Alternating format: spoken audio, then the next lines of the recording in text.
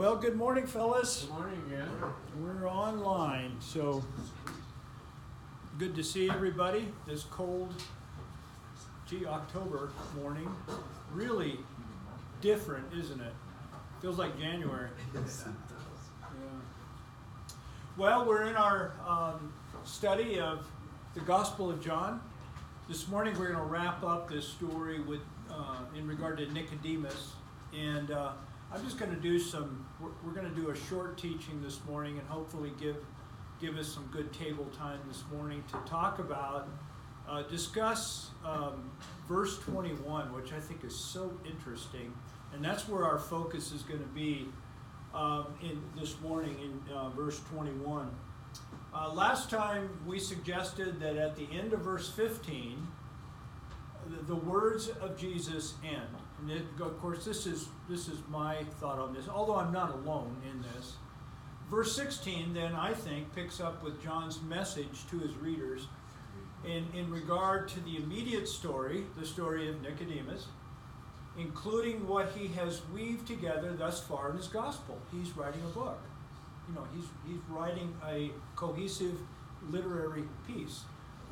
The Word from the very beginning, the incarnate Word, the calling of the disciples, the miracle, singular, at Cana, and the cleansing of the temple can all be seen in relation to what John now writes, beginning at verse 16.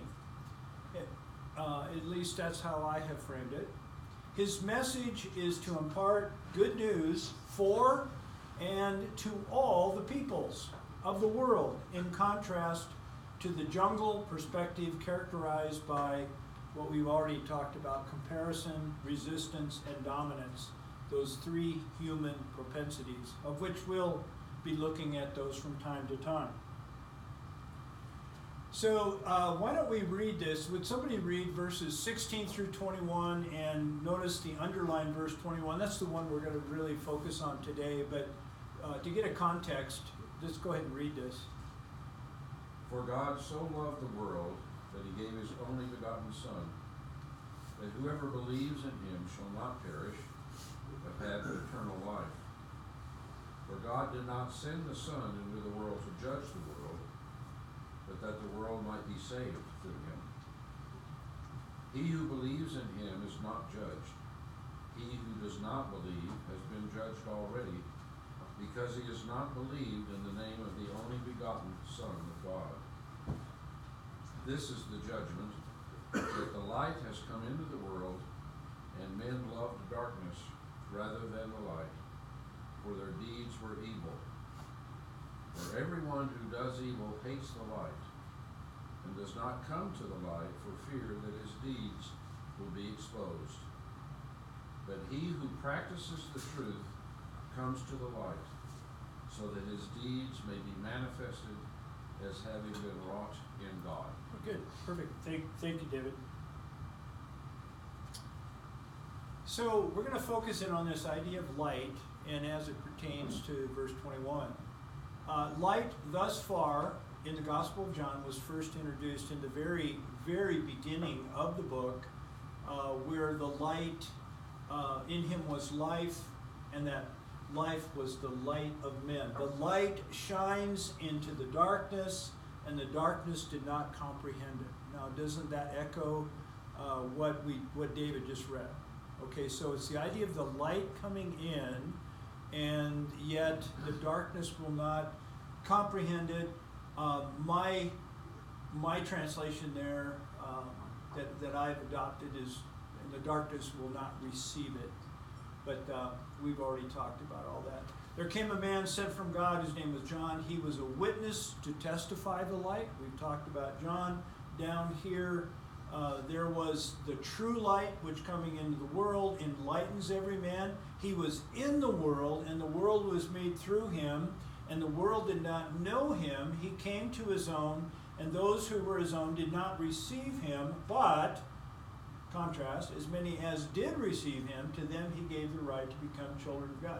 It's this idea, the light has come into the world, and mankind has primarily rejected that light. That is the idea. Although, throughout history, there have always been some who have received the light. So that is in John 1, 1 through 13. And then that really sets the stage for what David just read now. This is the judgment, beginning verse 19, that the light has come into the world. Men love the darkness rather than the light, for their deeds were evil.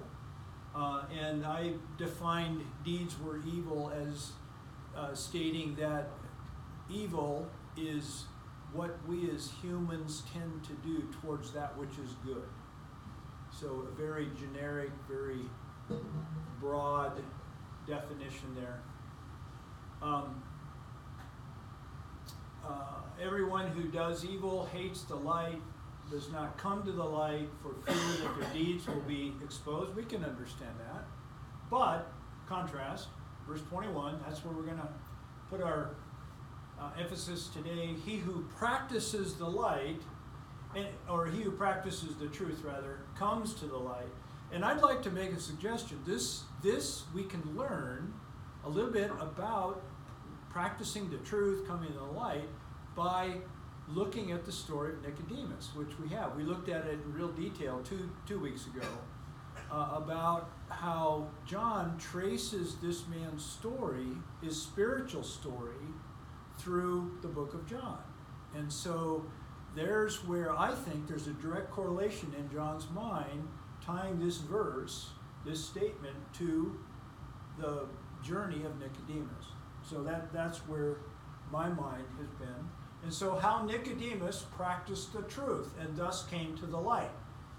His next, John 7 talks about Nicodemus. Notice John's text here, John's words. He who came to him before, which is what we're studying now, said to them, and these were the Pharisees, of which he was a part of. And he said, when they were debating and questioning Jesus and what should be done, Nicodemus at this point says, our law does not judge a man unless it first hears from him and knows what he is doing, does it? And so here Nicodemus, in this next reference in chapter 7, in his journey, remember in this story he walks away befuddled. He's in confusion. But time passes. Later in the story, when this occasion rises again, now he's the guy who is questioning the current practice of the very system that he was part of. And I think the very system that he is part of is really key.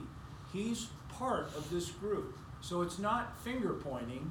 He's inclusive into that, and he's raising questions about what are we doing here, guys? That takes courage. And so here is his first instance of what I think is practicing the truth. He's coming to the light, and I think we're learning about coming to the light by watching Nicodemus. Then his second and last is in chapter 19. Again, how did Nicodemus practice the truth and thus come to the light? This is where, after the crucifixion, he and Joseph of Arimathea, they come, Nicodemus, who had first come to him by night, there's the reference again, they brought the mixture of myrrh, aloes, imagine 100 pounds of materials used to prepare a body. That's really interesting. And if we could think through the ramifications of handling the body, with yet another 100 pounds, that's really something to think about. All of the ramifications of all this. So they took the body of Jesus and bound it in linen wrappings. There's extra weight, with the spices, as is the burial custom of the Jews. Now, in the place where he was crucified, there was a garden, and in the garden a new tomb, which no one had been laid, and so they took the body, because it was the Jewish day of preparation, and the tomb was nearby. They laid Jesus there. So here, Nicodemus, Number two, he demonstrates great care for the dead body of Jesus. I think that's important. Jesus is dead. You know, Jesus no longer has a voice. A dead, lifeless, powerless body, but yet now Nicodemus shows great care and compassion for this body. Yes?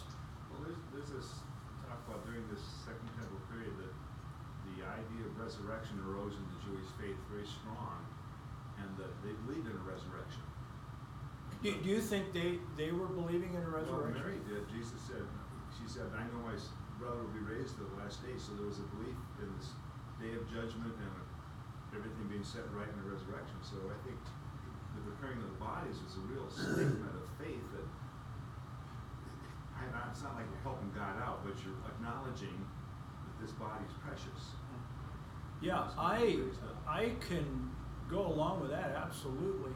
Whether he Nicodemus has the view of resurrectionism, I don't know. Maybe he very well could have, but I'm not aware of anything in the text that points in that direction. No, that has to come later when he and Mary and Martha and Lazarus had this discussion. But yeah, my understanding that that arose through the Maccabees in that period, that the idea of resurrection was very prevalent in the thinking at this time. Mm-hmm. Now the Pharisees locked horns with the Sadducees over that issue.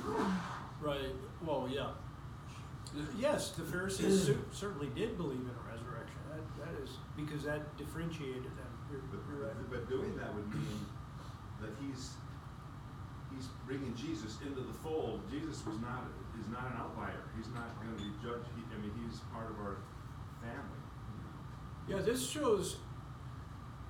Yes, the things I want us to dwell on this morning are exactly this, is that, first of all, Nicodemus raised questions about practice. Not as an outsider, but as part of being part of this group, that he was very much and really questioning, are we doing the right thing here? Or is this really right? And then later, at the crucifixion, he shows great care and compassion for the dead body, for the body of Jesus. So, now, with those two ideas, I'd like us to go into table time, and we've got a good amount of time to talk this morning around the table. Here's our text that we're focused on, but in contrast to what John is saying, but he who practices the truth comes to the light, so that his deeds may be manifested as having been wrought in God. Now that's an interesting phrase. We're not going to really focus in on that. I've got two questions for us. How do you think, and this is what we'll do around the tables, how do you think Nicodemus's actions demonstrate practicing the truth? Okay? And again, we're correlating this verse to this man. And then secondly, what is the relationship, or what do you think is the relationship between practicing the truth and coming to the light? So let's have some fun with this as we discuss these things. I'll leave it up on the board, or up on the screen, I guess. Used to be a board. Up on the screen, and let's have some fun with this. So.